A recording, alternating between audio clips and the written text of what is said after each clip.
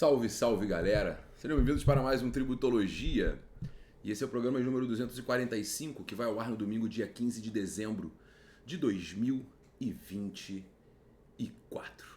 Estamos chegando ao final do ano e nessa reta final, em matéria tributária, nós estamos ficando cada vez mais emocionados. Afinal de contas, é uma reta final emocionante. Está parecendo o final, aquela última volta da Fórmula 1, em que o piloto que está em segundo lugar vem atrás do primeiro e por acaso vem o terceiro e passa todo mundo.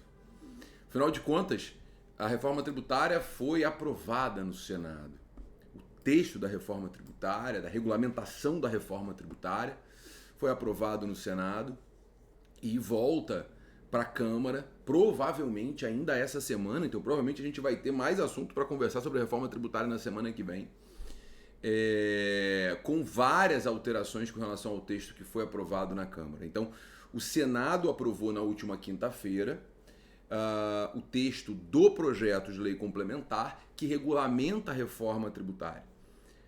E aí, dentro da lógica legislativa, lógica não, da norma, da regra legislativa, como foram feitas muitas modificações pelos senadores, esse projeto ele tem que voltar para a Câmara para que os deputados eles avaliem essas alterações que foram feitas pelo Senado Federal, tá? Então, muitas mudanças foram feitas com relação ao texto aprovado na Câmara anteriormente. Eu vou tentar aqui trazer os principais pontos, né? De forma mais até analítica, enfim, de forma mais informativa do que opinativa, né? Porque o meu objetivo aqui com Tributologia é, claro, dar a minha opinião, mas também é informar todo mundo que está aqui me ouvindo semanalmente, né, sobre o que está acontecendo no Brasil. Nós tivemos muitas alterações trazidas no Senado Federal. Essas alterações, elas certamente impactam na alíquota final do IVA, do Imposto sobre Valor Agregado, né, que no Brasil vai ser dual, vai ser o IBS e a CBS federal, o IBS de competência compartilhada entre estados e municípios, com as concessões que foram trazidas pelo Senado Federal, certamente nós teremos aí um impacto na alíquota final. O grande problema é que ninguém sabe qual vai ser a alíquota final. Né? Ainda não houve uma estimativa eficiente sobre isso, uma estimativa que diga exatamente qual vai ser a alíquota final. O que nós temos aqui são chutes, mas há uma expectativa de que a gente vai ter aí uma alíquota de IVA que vai ultrapassar facilmente os 28% com essas concessões que foram trazidas pelo Senado. Mas sem mais delongas, né, vamos tentar entender o que o Senado fez. O que o Senado fez de diferente com relação ao texto aprovado na Câmara. O Senado mexeu na Zona Franca de Manaus. A Zona Franca de Manaus foi ampliada. Os benefícios concedidos à Zona Franca foram ampliados com relação ao projeto que foi aprovado na Câmara. Mas, Gabriel, isso é bom, isso é ruim? Bom, a Zona Franca é uma realidade brasileira. Eu sempre digo aqui, tem várias tributologias, se você voltar no tempo, você vai perceber que eu sempre digo que a Zona Franca ela é necessária. E o grande problema da Zona Franca é que ela foi criada. A gente não teve um outro instrumento para desenvolver a região norte do Brasil. Se nós não tivemos a capacidade de fazer isso lá atrás, agora a gente entregou um medicamento que se a gente tirar a Zona Franca morre e a região norte vai junto. Então, para a manutenção e desenvolvimento de uma região tão importante do Brasil, a Zona Franca acaba sendo necessária. Mas nós tivemos aqui uma ampliação relevante da Zona Franca no texto aprovado no Senado Federal. Por quê? Porque efetivamente a Zona Franca foi ampliada de 2050 para 2073, ou seja, eu tenho na minha cabeça que ela vai ser eterna, que ela realmente nunca vai acabar. E além disso, as vantagens dessa zona de livre comércio, a Zona Franca nada mais é que uma zona de livre comércio, né? Sem a tributação, sem alguma tributação. E essa ideia da Zona Franca foi ampliada, né? Para o Acre, para o Amapá, para Rondônia e para Roraima. Então hoje eu tenho ampliação da Zona Franca, cuja lógica era beneficiar o estado do Amazonas, para o Acre, o Amapá, Rondônia e Roraima. Eu não sou contra não, veja, eu acho que toda a região norte do Brasil ela acaba sendo beneficiada por essa necessidade tributária. Eu sempre digo e eu repito, o Brasil se viciou, o empresário brasileiro, a economia brasileira se viciou em se desenvolver com benefício fiscal, com renúncia de receita do ente público. Então, a gente está vendo isso aqui muito fortemente na reforma tributária. Essa ampliação, ela é uma ampliação interessante do desenvolvimento da região, mas ao mesmo tempo ela impacta nacionalmente na alíquota do imposto sobre valor agregado, sem sombra de dúvidas. Tá? Além disso, foi incluído no texto aprovado no Senado um dispositivo que concede a única refinaria, existe uma única refinaria na Zona Franca, também foi concedido benefício fiscal para essa refinaria. Eu acho complexo, mas, como eu disse, meu objetivo aqui é tentar ser analítico e deixar você ter a sua opinião. Particularmente, eu acho que a refinaria em si não deveria ter benefício por estar na Zona Franca, pelo contrário. Isso quebra a isonomia, isso traz um benefício concorrencial que os demais não terão. Nós tivemos uma discussão interessante também, já partindo para a próxima mudança, no Senado Federal, que foi a tentativa do governo federal em incluir armas e munições no imposto seletivo. Na verdade, o Senado manteve a não incidência do imposto seletivo sobre armas e munições. O que eu acho muito interessante, né, assim, no frigir dos ovos, porque no Brasil houve uma restrição muito grande no governo atual à posse e ao porte de armas e munições. Então, chega a ser uma discussão relativamente boba no momento atual, porque a restrição foi muito grande. Quem tem arma e munição hoje, basicamente, são as forças armadas, as polícias e os bandidos, né? Pouquíssimas pessoas mantiveram a sua posse ou porte de armas que foram concedidos anteriormente no governo anterior. Então, você discutir essa incidência é pensar no futuro. É um produto essencial? Eu não tenho dúvidas que isso demanda do viés político do ouvinte. Você que está me ouvindo, você que está participando aqui do Tributologia, isso vai muito do viés político, da cabeça de cada um, e isso não é diferente em qualquer país do mundo, né? Você vai nos Estados Unidos mesmo, nos países que tem uma... Nos Estados Unidos, nos estados, né? Que tem uma característica mais à direita, a defesa das armas é maior do que aqueles que têm uma característica mais à esquerda. Só que eu acho que isso aqui a gente tem que discutir uma política nacional, né? O produto é essencial? Eu não tenho dúvidas que ter uma arma não é essencial. Então, eu acho que é uma perda de arrecadação gerada por esse texto da reforma tributária. Eu acho que deveria sim incidir o imposto seletivo. Aqui eu já emiti minha opinião. E eu acho que independente de viés político, tá? Eu acho que não importa se você pensa para a esquerda ou pensa para a direita, não faz a menor diferença. A arma não é essencial. Assim como eu acho que o texto do Senado falhou com relação à bebida açucarada. Bebida açucarada. A CCJ do Senado, né, aprovou uma emenda para retirar bebida açucarada do imposto seletivo. Sabe? Peraí. O imposto seletivo ele foi feito para incidir sobre aquilo que é nocivo à saúde e ao meio ambiente. Bebida açucarada é nociva à saúde, todo mundo sabe que o açúcar faz mal.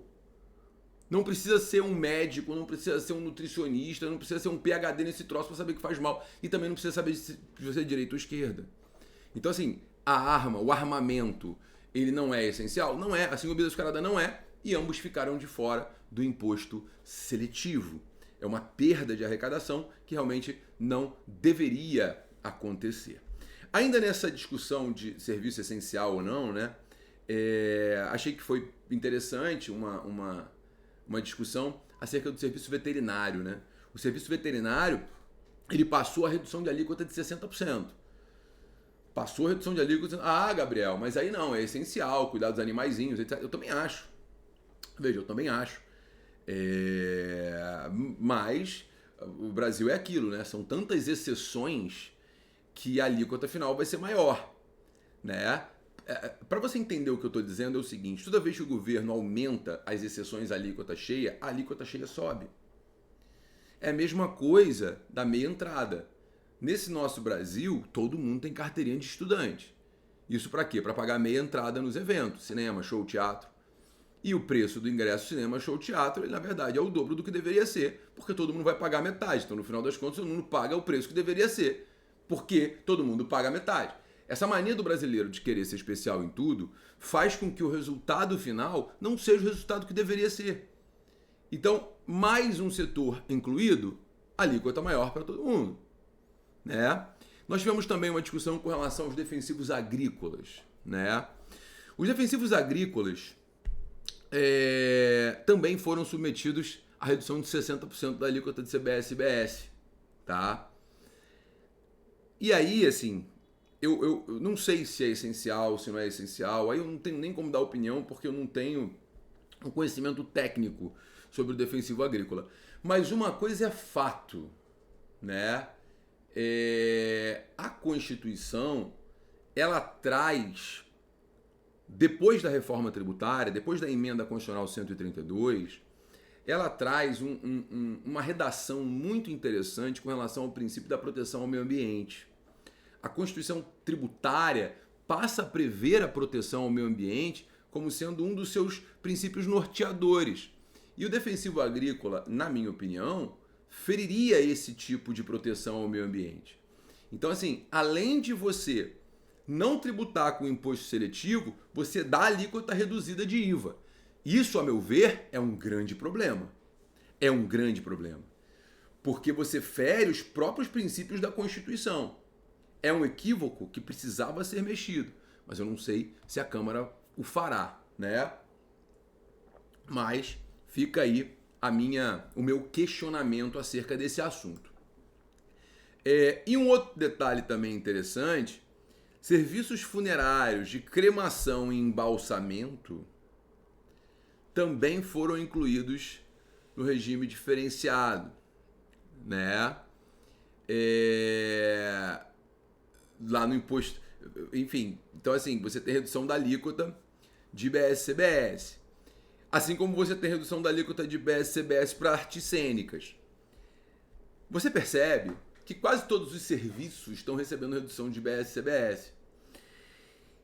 E assim, é uma coisa que eu falei lá atrás, não me vangloriando, mas eu falei lá atrás que o grande problema da reforma tributária é o aumento da tributação sobre serviço. Então, todos os serviços estão batendo na porta do Senado e falando, olha só, me dá benefício porque eu vou pagar muito tributo. Essa é a realidade dos fatos. E a galera tá ganhando. Então, no final das contas, tudo isso que nós vimos, nós estamos vendo, é um reflexo do aumento boçal, abissal da carga tributária para o setor de serviço. E todo mundo quer, então, uma boquinha dessa alíquota reduzida. Não tem jeito. Arte cênica é essencial? Cremação é essencial?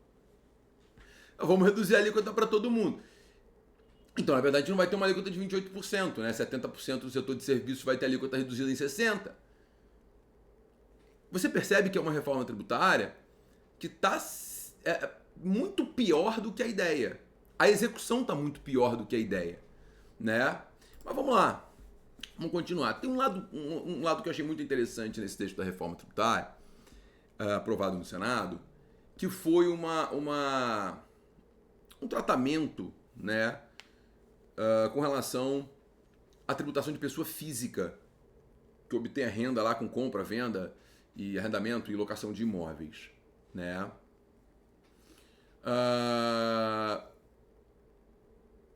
Nesse caso especificamente, ficou claro algo no texto que até então era discutível. Tem um lado bom e um lado ruim. Claro é que quando a gente tem a certeza da tributação, a gente já se prepara para ela. Ruim é que algo que não era tributado passou a ser tributado agora. Então, assim, toda pessoa física que tiver mais de 3 imóveis distintos e tiver um rendimento superior a 240 mil por ano com eles, deve ser tributado na locação ou na cessão. Então, locação agora passa a ser tributada com a reforma tributária. Locação de imóvel na pessoa física passa a ser tributada.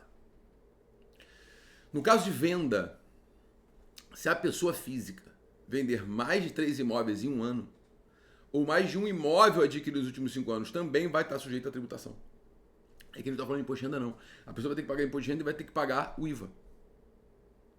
Tá?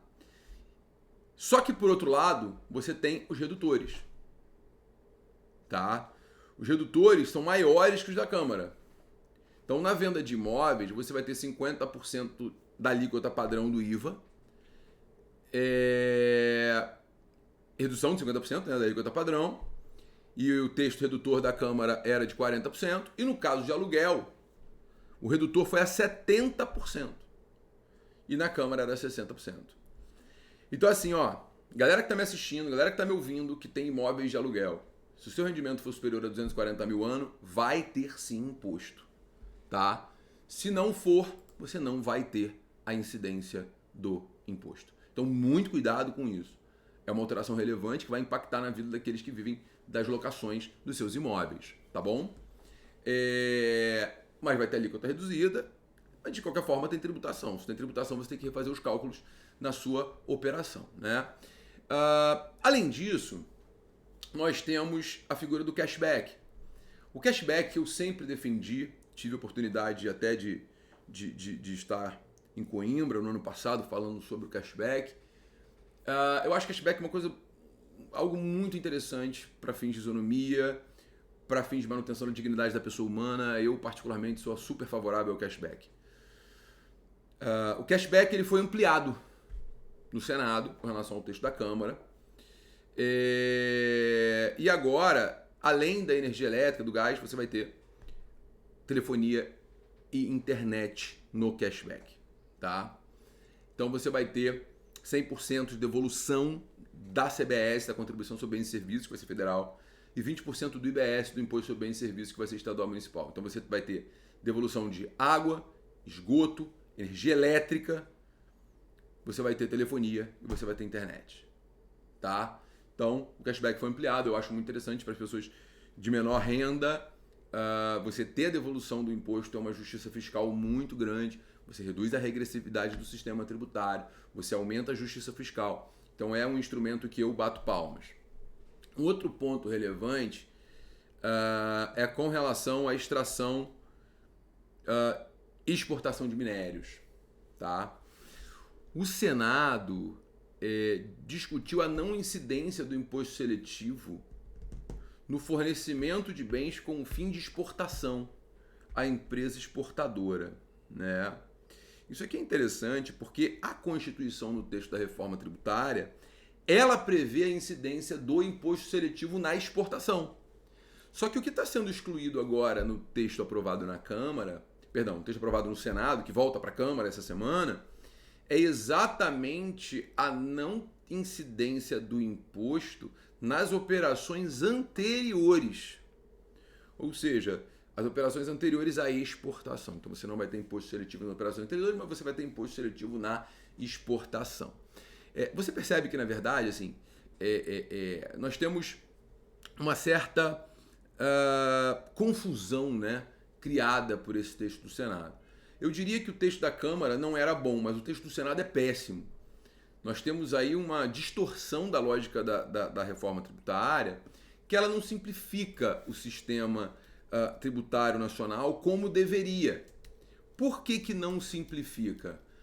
Porque ela traz muitas exceções e mais confusões. Entende? E além disso, nós tivemos um problema que efetivamente esse texto aprovado no Senado, ele ainda traz mais uma alteração que é, para mim, pior dos piores. Porque volta a figura da substituição tributária para o texto de regulamentação da reforma. A substituição tributária, gente, é uma das maiores distorções do sistema tributário que nós temos atualmente. E essa distorção não estava prevista no texto aprovado na Câmara. Volta essa distorção no texto aprovado no Senado para atender o desejo dos governadores. A substituição tributária nada mais é do que uma antecipação do imposto.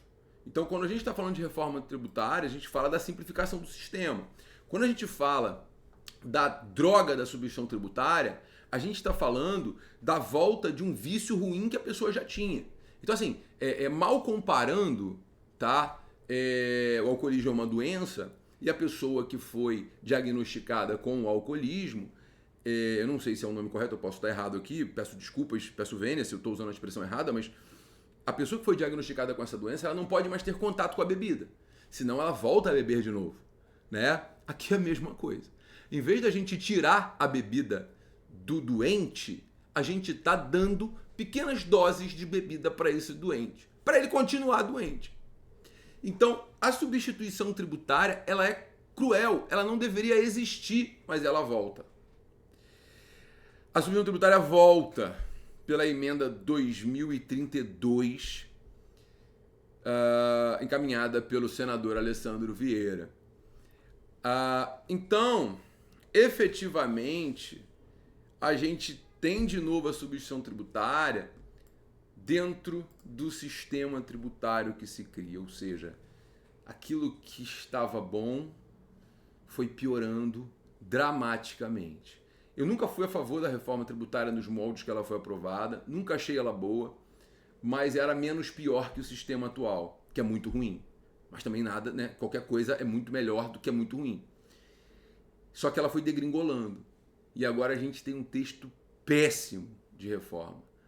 Péssimo. Ah, Gabriel, é melhor do que é hoje? Eu não tenho dúvidas que o split payment é um negócio de outro mundo. Eu, particularmente, estudei bastante split payment para mudar um pouquinho de opinião. Eu era contra o split payment. Hoje eu sou a favor, porque não vai ter custo para as empresas. Quem vai ter o custo do split payment são os meios de pagamento dos bancos. Então, Gabriel, esse custo vai ser repassado? Pode até ser, mas assim, ao que tudo indica, os próprios bancos já falaram que tem condições de fazer. Os bancos já falaram que tem grana, assim, o sistema já está pronto, que não vai ter dificuldade. Vai ser um adianto com relação à arrecadação, porque você vai ter menos sonegação. Então, muito cuidado com essa lógica de ficar criticando também tudo sem estudar. Eu critiquei, errei e estou aqui dizendo, olha, eu sou a favor do split payment. Esse, para mim, é o grande avanço. O resto piorou muito o texto aprovado no Senado. Vamos ver o que vai acontecer na Câmara. Eu tenho uma sensação ruim de que esse texto vai ser aprovado do jeitinho que ele está. Péssimo. Veremos as cenas dos próximos capítulos. Essa semana, a reforma tributária provavelmente será regulamentada no Brasil.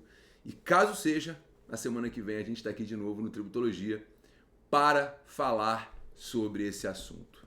Senhoras e senhores, muito obrigado. Um beijo enorme e até semana que vem com mais Tributologia.